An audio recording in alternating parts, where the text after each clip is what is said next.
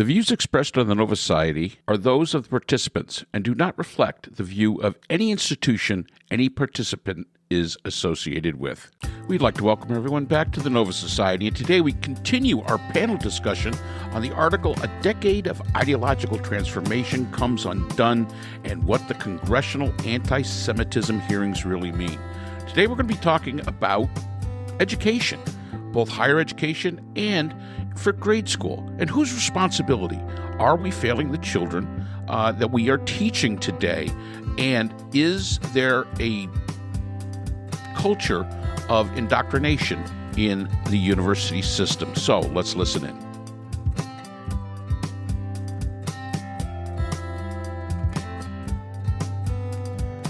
Scott, what do you got?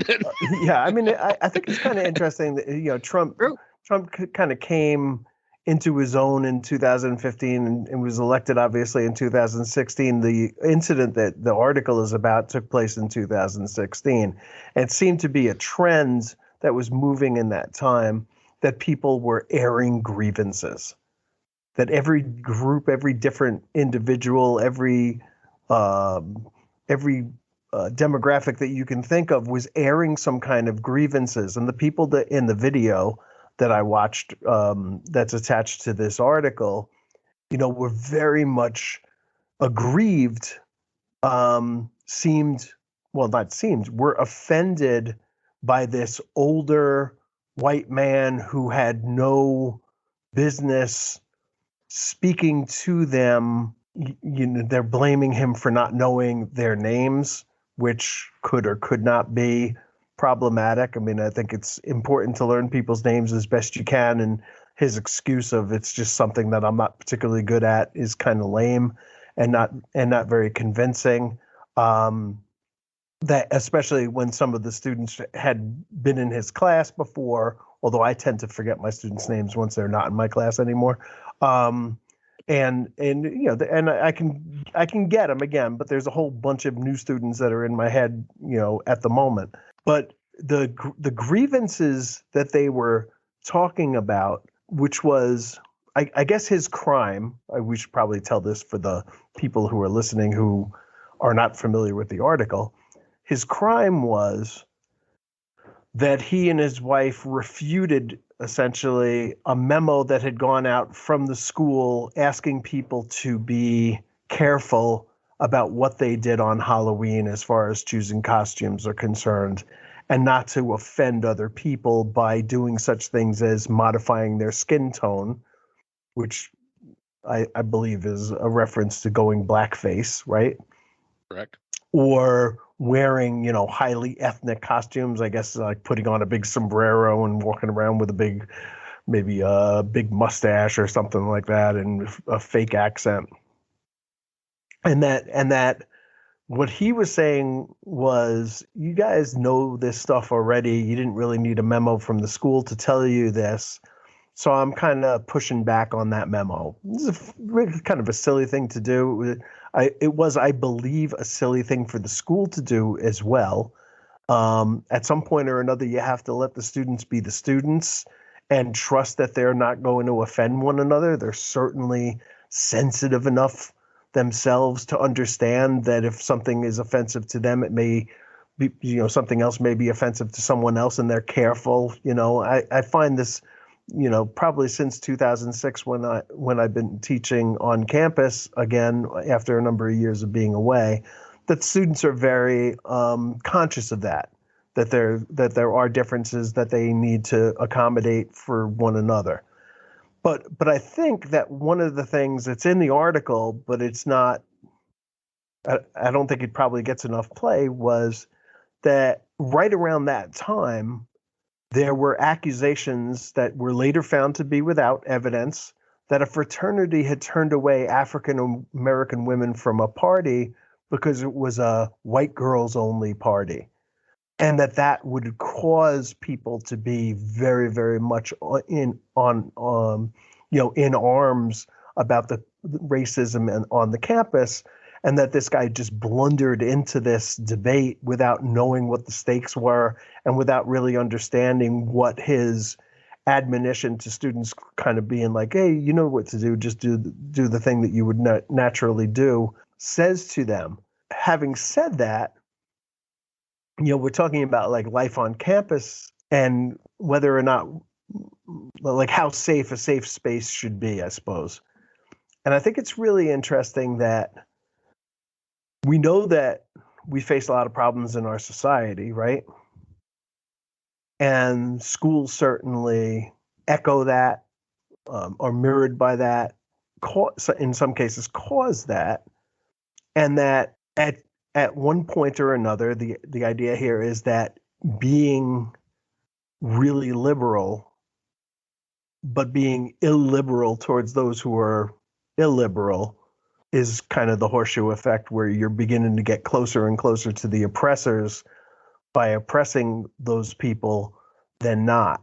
I think it's important for us to teach students as best we can as professors, and that the idea of a safe space is kind of limited to the point where you do have to understand that not everything is to be taken like with offense, that not all words are violent, even repugnant words are not violent, that every argument against you is not an assault on you, that disagreement is not oppression, and that you cannot stop other people from believing what they believe, but you have to sort of meet them where they are and try to explain your point of view.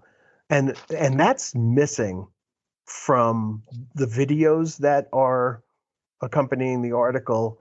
And I think a lot of the debate, and, I've had the experience of a student telling me that I'm not educated enough to be her teacher, an 18-year-old freshman telling me, and wanted to transfer out of my class. And I said, if you want to transfer out of the class, that's fine. She transferred to another class. She failed that class. Karma. Karma. I believe she failed it because the other teacher also wasn't educated enough to be her teacher. Teacher shopping. So I guess before Brooklyn and I are like, Brooklyn, I know you're both chomping at the bit. We're like feeding off each other. Let's first go to Brooklyn really quickly. What do you got, Brooklyn? Quickly? Yes. Okay. Yeah, I was thinking, Scott, about what you said. What I would love to have done, and what I would have done had I been in that situation in that university, I would have gathered the young white women together and gathered the young black women together, and I would have done what is called caucusing, on which is shuttle diplomacy. You put this group or this person in one room, this one in the other room, and you go back and forth because you want to hear fully what each group has to say, and then you can bring them together. I would like to know what happened, what caused the African American young women to be denied entry. What made the African American girls feel offended and denied and devalued.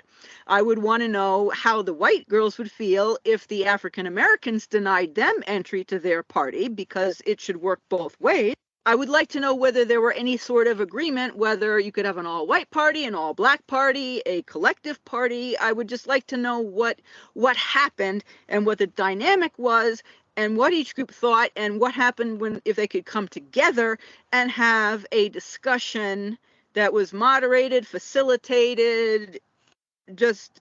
I would use that as an educational try to make this a constructive conflict learning opportunity moment. The same with the costumes, the same with the professor, rather than just saying, well, we're going to discharge you.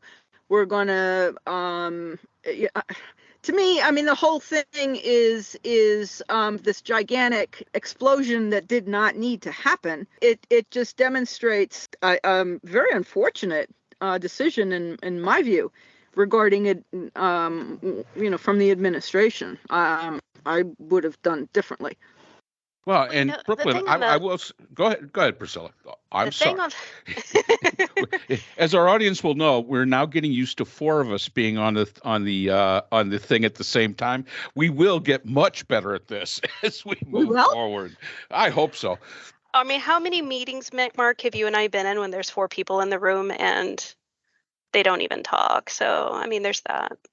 Yeah, but there's usually they sit and they only show up to listen to you and me banter back and forth on philosophical and ideological differences that we have about things. So there's a little bit of a different dynamic there.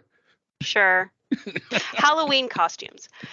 So I actually support that they sent out the letter. Now, what the letter actually said, but I support the idea of the letter. On one hand, you got people on a college campus, they're grown-ass adults. We should be able to trust what they wear, right? For something like Halloween. But time and time again, these grown-ass adults also remind us that they are still cognitively children and make bad decisions. And so I think it's perfectly fair to say, hey, you're in a public forum that you are paying money for. You're not at home, you're not at your best friend's house or whatever. You are here on this particularly defined place, and we would like you to please be cognizant of what you're wearing. Now, the pushback on that was from the Masters, which I thought was a really interesting title that apparently has history back to slavery. So I thought that was a really interesting thing that they've since changed. Priscilla, wait. I mean, obviously, Masters has a connotation from slavery, but the tradition at Yale goes back to Cambridge and Oxford, not slavery. Well, the article cited it. Yeah, the article cited it back to slavery. But just one question: how many people are we talking about in this group of costumers? Well, you're talking about the entire population of Yale University. Well, yeah. I don't see what's wrong with letting them wear what they want to wear, rather than just for argument's sake, rather than sending out a letter and then calling everybody back in afterward and having a discussion. And apparently the letter was not written for Yale. It was written for a school that the person who sent it out, the president of the school or whoever he was, years earlier at a different school where there may have been more of an issue, and maybe probably should thought about rewriting the letter for the Yale audience, not the school that he used to teach at. But apparently he just duplicated the same letter. So he plagiarized himself. Well, fair. Yeah. But the thing on this Halloween costume, like the purpose of Halloween costumes is that you're putting on a costume, right? That's we've created a culture, a consumer culture of, mind you, of what costuming is. Like it's this thing that you do and you put on something else. The piece where I think it starts to get murky is that we also have a consumer industry of costuming that some of those costumes legitimately do harm to people who've been marginalized their entire lives. Like, is it okay for someone to paint their face blackface? Well, people of African American and Black populations can't take off their skin. So when you've got people who are doing it and then they're doing it in jest and in humor, it really kind of is a bit offensive to the people who are on the receiving end of that communication. Is it fun and games in the moment? Sure. Another, like recently, I don't know if you've binge watched The Crown, which of course I did. I finished it because, it's awesome. This last season, the William and Harry are now college age. And so they devoted time to the scandal of Prince Harry dressing up as a Nazi for a Halloween party, and it's like one of those, like, okay, well, sure, you should be able to wear whatever you want to wear, but you put into the context of you're going to this school, you're coming from this particular background, and there are decades of history behind why that's a bad idea. So I think that what the piece there is that the learning isn't being made unless someone actually says, hey, it's a really bad idea for you to choose this particular costume. So, at the same time that I think this letter was coming out was around the same time there were some other social media instances of celebrities who were doing similar kind of bad idea costumes. And it was like, oh, you're getting we start seeing the beginnings of cancel culture really starting to gain traction, because it's like, oh, you probably shouldn't have dressed as blackface, for this Halloween costume, famous person from famous show kind of thing. And so I do think that there, on one hand, there is in the aftermath, sit them down in a room and talk about the fallout of it, and don't let it get to the point of being a screaming riot, because no one's listening at that point. But on the other hand, there's the way of educating people that heads it off at the pass. I have a daughter, and her first Thanksgiving, we're up here in New England, right? And so her first Thanksgiving, they're like, okay, we're going to dress up everybody as little pilgrims and Indians. Well, they said Native Americans, sorry, but that's really what they were saying. And I'm like, I emailed the teacher. I'm like, what is the tribe's name? And are you teaching my daughter how to pronounce it? I got such a blank stare at that question. She's like, what? Like, why would someone even care? And I'm like, it cares because it's part of this history that we're trying to foster in young people. Let's get it right up front. And what's amazing watching this process is that all the things that we're talking about happening in higher education is not happening at K-12. And half of it is because the teachers and the districts aren't equipped to actually do it.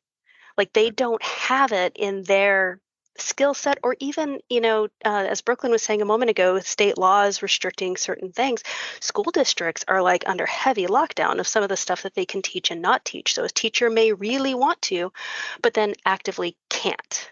Priscilla, to what you were saying, actually, my daughter-in-law was just telling me something a few days ago where here at my grandchildren's school district, they have to teach to the test. And to pass the test, it's all about passing the test. So they're not really teaching. And my daughter-in-law does not put up with any nonsense from anybody. And a few years ago, and my grandson is autistic, or he's on the spectrum. And a few years ago, he spoke up in class when the teacher was saying that herbivores do not eat meat. And he piped up and he said, yeah, deer eat bone. They nibble on bone and they eat meat. And that happens to be true. And the teacher said, no, they didn't. And she called him out. Well, he went home and he told his mother.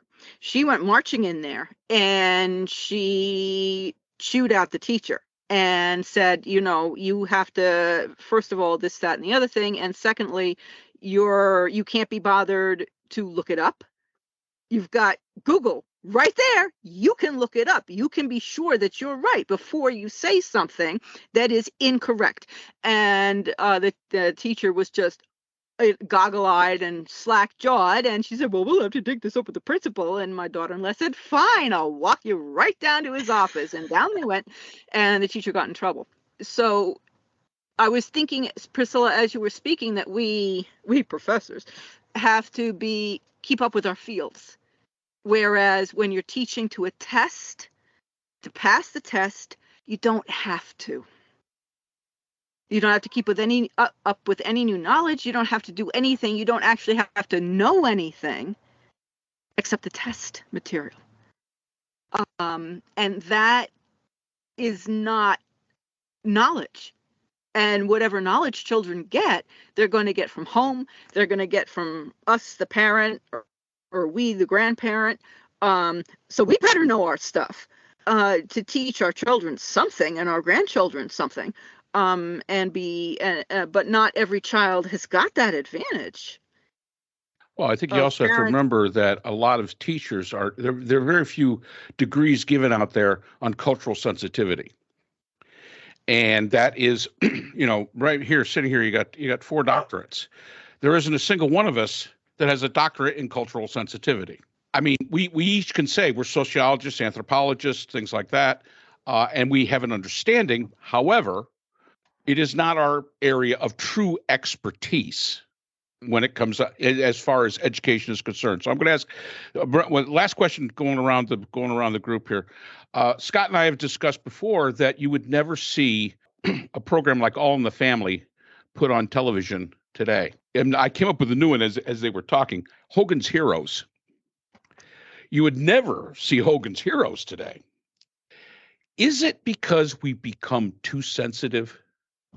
Is the new generation today, and let's face it, these were popular shows back in, mine and Scott's time. These were popular. They did not offend anybody. We took them for what they were. So if somebody dressed up as an Indian or a Native American or whatever, nobody took great offense to it. It just seems to be the generation today.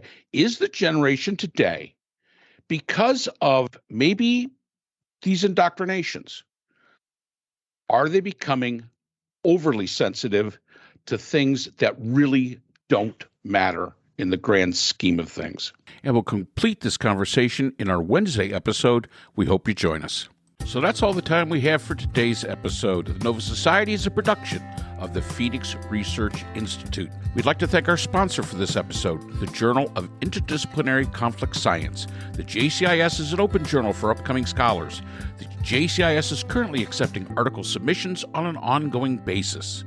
The JCIS is a publication of Nova Works, a scholarly depository at Nova Southeastern University. A link to the journal is in our description.